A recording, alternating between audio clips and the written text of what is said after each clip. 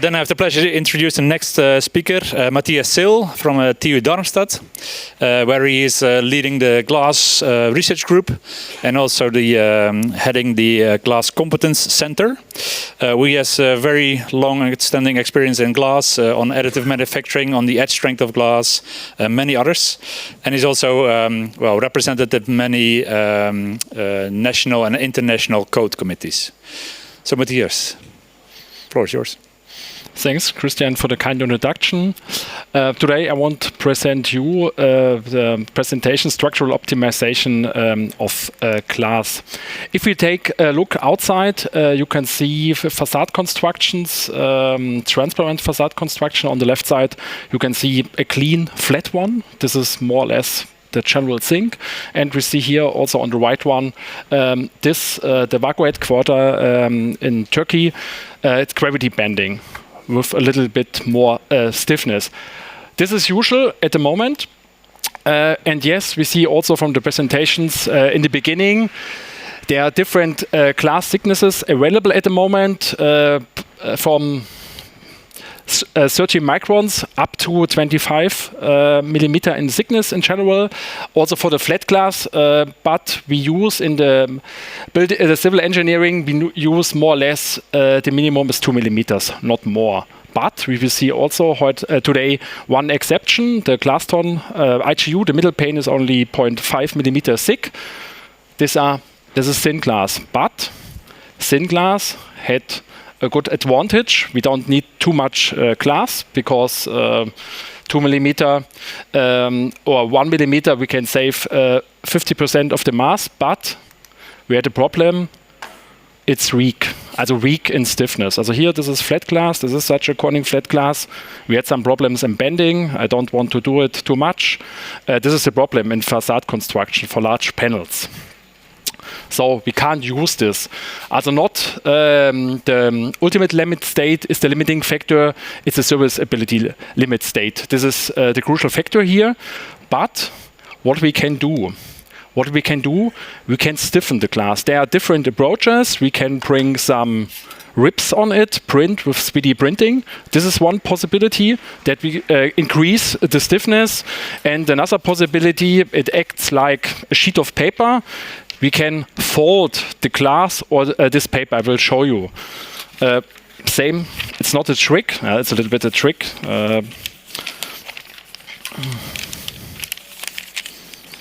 Same piece of paper or glass, and now it's more or less stable. We increase the moment of inertia pretty much, and this is in general also possible. There are two possibilities, and we know 1 kilogram glass is more or less 1 kilogram CO2 equivalent. And here we can bring some structures on it. If we go to the mechanics, this is the idea to do so, but if we go to the mechanics, there are different approaches from optimization processes. It is more familiar mechanical engineering. There are the topology optimization. Here, it's more or less, we had the cube, a 3D cube, every dimension is more or less the same. Then we reduce the mass, the density in this cube, and so we can do some casting things like here of the TU Delft, so that we had a structure like a bionic structure, like such branching of the trees. This is in general possible, and the target here is to maximize the stiffness by a minimal mass. Other approach regarding to this is such shape optimization. We had such a point fixing glass system. Here the glass. We had some stress concentration next to the point fixing. So what we can do, we can increase here the glass mass with 3D printing or other approaches. So we avoid additional stresses, and so we can increase the load-bearing capacity. And there are some other approaches like this. This is topography optimization. We do ripping of this glass, some lowering areas. So we increase also the stiffness again. So it's more or less the same approach. So we bring some lowering areas here, so the moment of inertia is also increased. And this is glass, this is also possible. And yes, the other material approach is more common for concrete or some fiber structures. Material optimization, so we increase the resistance and stress, like a tempering process, or we bring some fibers inside so that we had a better Young's modulus in one direction. I think, Bert, with your construction, this is possible. With glass, it's a little bit tricky, but you can do this. Yes, these are the general approaches we can do. But this is here all glass. This is real, this is real, this is also real, this is a rendering at the moment. Okay, we have to recognize we work with glass. Glass is brittle, and we know glass is perfect for compression. So we can transfer a lot of loads via compression. You see this here by the hollow glass, but for tension, you know it's weak. So we have to recognize this. These are some constraints. And yes, we had also some residual stress inside. We had some desired residual stress out of a special tempering process, but also some undesired residual stress. And then we had some problems with such cracks. We have to recognize this for our dimensioning. Okay, now how we can bring the approaches to reality. One possibility is additive manufacturing of glass. You see here a flat glass. This was ornamental glass, not float glass, but it was also flat glass.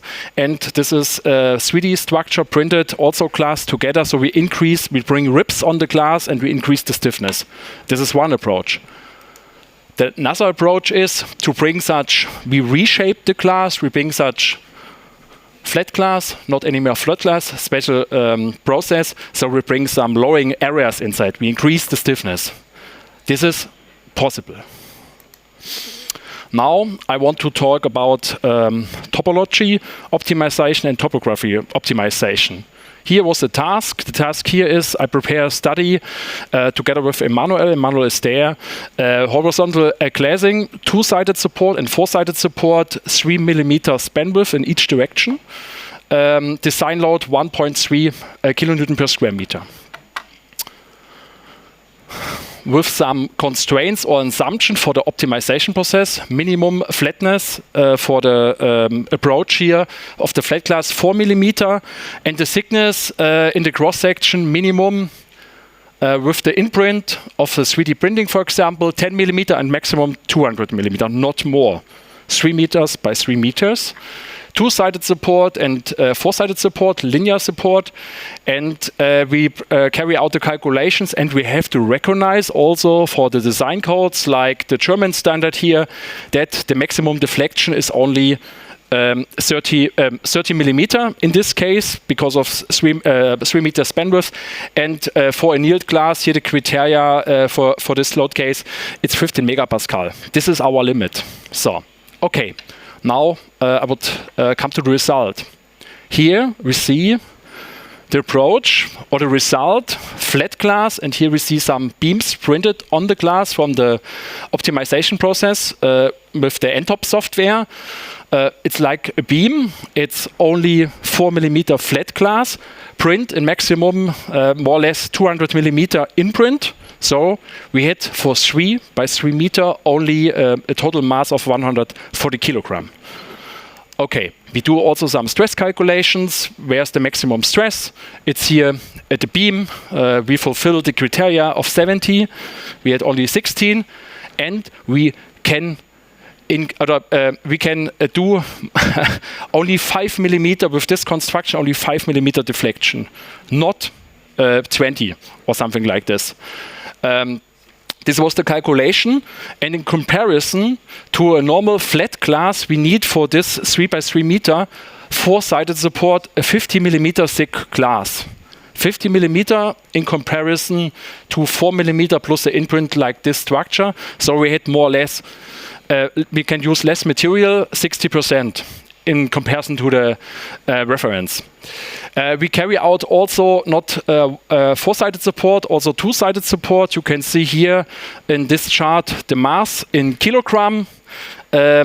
and here this is the reference value, the reference plate, and here this was the optimized structure. And what we can see here from the result side, we need here for this case two-sided support 25 millimeter glass thick plate. This is the thickest one what is achievable.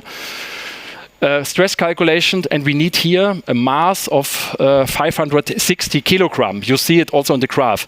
And if we do conduct such an optimization process to be achieve this structure, we had only 180 kilogram.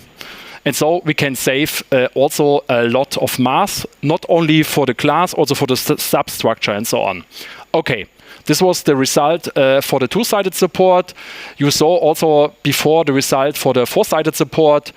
If we do the calculation here, we need, with a linear calculation, 15 millimeter thickness. We had here a value in mass of 340, 338. If we do a non-geometric, non-linear calculation for the normal four-sided support, we go a little bit in this direction. It's a little bit better, but in total, we had also here large achievements. And what is also very important, the serviceability limit state is not anymore, I would say, relevant. It goes more in the direction of that we have to calculate the right stress on such construction. It's complicated. It's not so easy like a flat construction. This is clear, but this is an opportunity. Okay, this was the result for the topology optimization. We bring some ribs on the glass. Now we want to do the topography optimization. So we fold the glass. This is not a rendering. This is real. We worked here together with the Clape company and the IBM in Freiburg. They can do this in dimensions 1 meter by 1 meter at the moment. The study here is a case study for different cross-section. We see here on this chart different flat variants, also flat glass. 2 millimeter thick, 4 and 8, and yeah, that's it. Here in this case, and we do some lowering. You can see here, we do here the lowering, 40 millimeter each in width, three of these lowering areas over 500 millimeters, and you see the cross section. And then you can imagine you increase the stiffness I showed you before. And now I want to talk about the results. Here you can see in this chart the moment of inertia. This is the stiffness of the glass, more or less. If you had a high value, means not so many deflection and so on, and also for the stress distribution, it's also a big achievement. And here you can see the cross-section type. So, and let's take a look on the 4 millimeter flat glass. You can see here, 4 millimeter had a moment of inertia 2,700, more or less. It's pretty easy to calculate. If you do a lowering of 1 times the thickness in this area with this constraints, you can increase the stiffness by a factor of 3 over 9,000. And if you do it double-wise, you can see here you had a increasing factor of 10. This means same glass, only 10% of the deflection of this glass. And this means also stress reduction and also weight reduction. Okay. This was only a study. We with the computer, we carry out also some tests to see such a construction, 560 millimeter long, 50 millimeter in the width, and with a lowering here of more or less 4 millimeter. And we see also from the results great achievements in the stiffness. It's also pretty easy to calculate. And we also investigate here where's the crack origin. It's there, everything is fine. Yes, we have some problems because here we are out of the normal tolerances. This is an outlaw product at the moment. So here we have to recognize this also for the design code. Okay, now I want to conclude. Here we carry out some different approaches for the optimization of such boring flat glass structures, I would say. It was possible that we can do structural optimization for such 3D structures. This is pretty easy. 3D means we had a cube, every length in the same area. it was not so easy because in flat glass, it's not a 3D structure, it's more with some imprints, 2.1 structure, and there are not good software available at the moment. This was a little bit challenging here. It is also possible to manufacture such pieces of glass with 3D printing and also with the forming possibilities. But at the moment, it's more or less state of the art. Yes, the SEDA company had some great achievements there.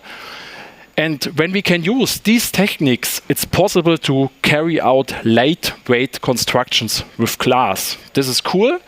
We had a significant weight reduction. This is really cool. Yes, we have to upscale to facade size. We have to recognize some safety aspect. We have to temper it. We have to laminate it. But it was done with the Seel company at the moment. And we have also recognized from the dimensioning that the stress state is more relevant than the SLS criteria. And we can achieve with these approaches, I think, also really benefits for the architects. This is only one solution. This is also printed with the Maple company here. This is printed, also glass, and this is also glass. We have to scale it up, clear. This is the next step. We can do different colors, and not only this shape can achieve the things. This looks nice. It's also possible with other ribs on it. Okay.